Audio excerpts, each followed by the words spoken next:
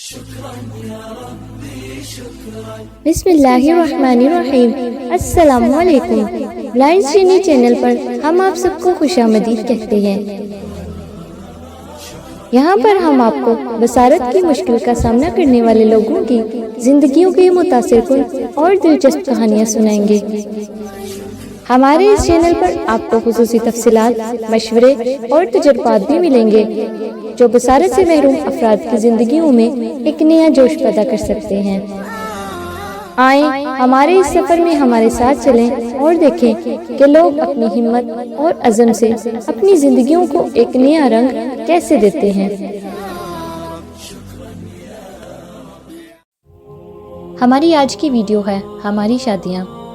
ہمارا یہ ویڈیو بنانے کا مقصد کسی کی بھی دل آزاری کرنا نہیں ہے اور نہ ہی ہم لوگوں میں اختلاف پیدا کرنا چاہتے ہیں، بلکہ ہمارا مقصد آپ سب کی اصلاح کرنا ہے۔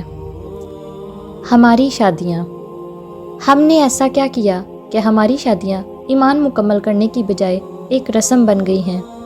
دلہن کا نیم برہنہ لباس، نامحرم مردوں کا عورتوں کو مختلف زاویوں سے فوکس کر کے کمروں میں بند کر کے فلمیں بنانا اور باپ بھائی کے غیرت پر جوں تک نہ رینگنا، اور تو اور بعض حیادار گھرانوں میں بھی اس بات کا جنازہ اٹھتا ہوا نظر آتا ہے کہ دل خوف سے کانپ جاتا ہے۔ مووی میکر، فوٹوگرافر ایسے شادی پر آتے ہیں جیسے شادی ہی ان کی ہو۔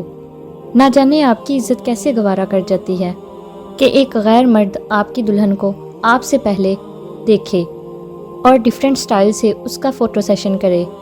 افسوس، اب تو ایسے رنج و غم کا وقت ہے کہ کس چیز کو لیا جائے۔ دلہے میاں صاحب تو خود مووی میکر اور فوٹوگرافر کو گائیڈ لائن دے رہے ہوتے ہیں۔ یہ میری بہن ہے، میری کزن ہے، میری خالہ ہے اور دلہن کی بہن ہے اور اس کی اماں، خالہ وغیرہ وغیرہ ہیں، اور ساتھ ہی اس پہ سختی بھی کرتا ہے کہ سب لیڈیز کی پکچرز ضرور لینا۔ افسوس تو یہ ہے کہ ہر بندہ غریبی کا رونا روتا ہے، لیکن اصل بات تو یہ ہے کہ جو بندہ جتنا غریب ہوتا ہے وہ اتنا ہی پیسہ بے دریغ خرچ کرتا ہے، خواہ اسے ان سب معاملات کے لیے ادھار ہی کیوں نہ لینا ہو۔ اور کچھ تو لوگ یہ کہتے ہیں کہ ہماری برادری میں ایسا کرنا رواج ہے، اگر ہم ایسا نہ کریں گے تو خاندان میں ہماری ناک کٹ جائے گی۔ لوگ کہیں گے کہ فلاں کی شادی میں گئے تھے لیکن وہاں پہ ناچ گانا بھی نہیں ہوا، عورتوں کا ڈانس بھی نہیں ہوا، فائرنگ بھی نہیں ہوئی، تو اس کی شادی پہ جانے کا بالکل بھی مزہ نہیں آیا۔ یہ بات یاد رکھیں کہ جن لوگوں کو دکھانے کے لیے آپ یہ بیجا رسمیں کرتے ہیں ان کو آپ کے بیٹے یا پھر بیٹی کی طلاق سے کوئی فرق نہیں پڑتا، اور نہ ہی ان لوگوں کو یہ فرق پڑتا ہے کہ آپ نے پیسہ ادھار لیا ہے یا پھر دن دہاڑے ڈاکہ مارا ہے۔ یہی لوگ آپ کی اولاد کی طلاق کے موقع پر کہتے ہیں اتنی فحاشی تو پھیلائی تھی انہوں نے شادی کے موقع پر، انجام تو برا ہی ہونا تھا۔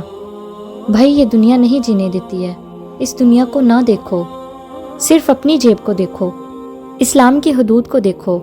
اسلام نے تو شادی کو انتہائی آسان بنایا ہے۔ اپنی نیتیں بدلو، انسانوں کو ناجائز کام کرنے کے لیے اصرار مت کرو۔ اللہ تعالیٰ کو خوش کریں تو آپ کی شادی بھی ناکام نہیں ہوگی بلکہ کامیاب ہی رہے گی۔ بہت سے لوگ اپنے گھروں، سڑکوں اور پلاٹس وغیرہ میں ٹینٹس لگا لیتے ہیں اور عورتوں کا ڈانس دیکھتے ہیں، اور وہ یہ بات بھی نہیں جانتے کہ ان کا بھلا ان ناچنے والی عورتوں سے تعلق ہی کیا ہے۔ بہت سی شادیوں میں تو ایسا بھی دیکھا ہے کہ گھروں کے جو بڑے بزرگ ہوتے ہیں وہی ان شادیوں میں شامل ہوتے ہیں، یعنی کہ جہاں پہ عورتوں کا ڈانس چل رہا ہوتا ہے اور اچھی حرکات سر عام ہی کرتے ہیں۔ بہت سے موقعوں پر تو ایسا بھی دیکھا گیا ہے کہ دلہے میاں ان فاحشہ عورتوں کے ساتھ رقص کرنا ضروری سمجھتا ہے۔ آپ خود فیصلہ کریں کہ اس شادی کے موقع پر آپ اللہ تعالیٰ کے عذاب کو دعوت دے رہے ہیں کہ نہیں۔ ایسی شادی میں برکت کیسے آ سکتی ہے؟ فحاشہ عورتوں کے ناچنے میں جو گناہ اور خرابیاں ہیں وہ سبھی جانتے ہیں۔ اب اگر ڈھولک کی بات کریں تو عورتیں ساری رات ڈھولک کی خوب دھلائی کر کے اپنا غصہ اس ڈھولک پر اتارتی ہیں۔ ڈھولک کی آواز سے آس پاس کے لوگوں کی نیند میں خلل بھی آتا ہے۔ ڈھولک سے اگر ان کے دل کو راحت نہیں ملتی تو بڑے بڑے اسپیکر لے کر ساری رات اور سارا دن ان پر گانے لگائے جاتے ہیں کہ پورے شہر کو پتہ چل جائے کہ یہاں شادی کی تقریب ہو رہی ہے۔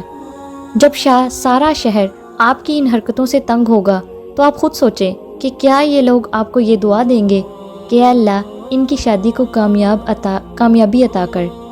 بہت سے بیمار ایسے بھی ہیں جو اپنی کھانسی کی آواز تک برداشت نہیں کر سکتے، تو کیا وہ آپ کے گھر سے نکلتی ہوئی آوازوں کو برداشت کر سکیں گے، جو ان سپیکروں کی آوازیں ہیں جو دیواروں کے جتنے ہیں؟ اندازہ کریں کہ وہ بیمار انسان آپ کو کتنی بد دعائیں دے گا۔ ایسی شادی میں برکت کیسے آئے گی؟ آپ کو یہ سب بتانے کا مقصد صرف یہی ہے کہ اپنی شادیوں کو آسان بنائیں۔ ان فضول رسومات کی وجہ سے بہت سے گھروں کی لڑکیاں اور لڑکے ابھی بغیر شادی شدہ بیٹھے ہیں۔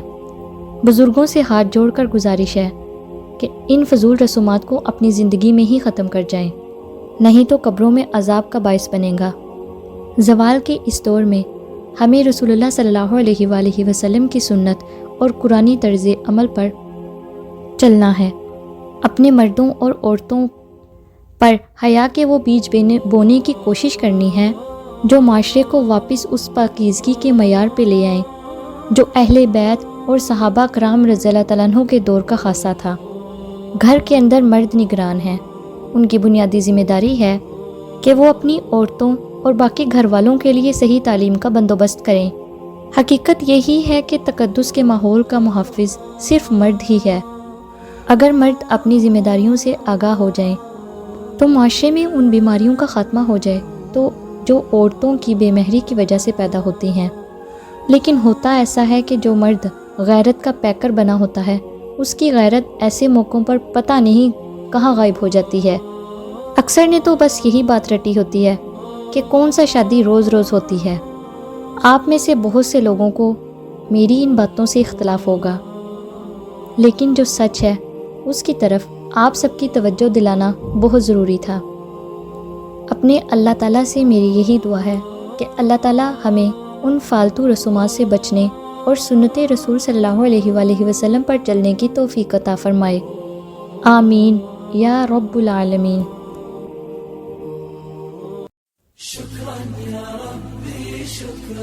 ویڈیو دیکھنے کا شکریہ۔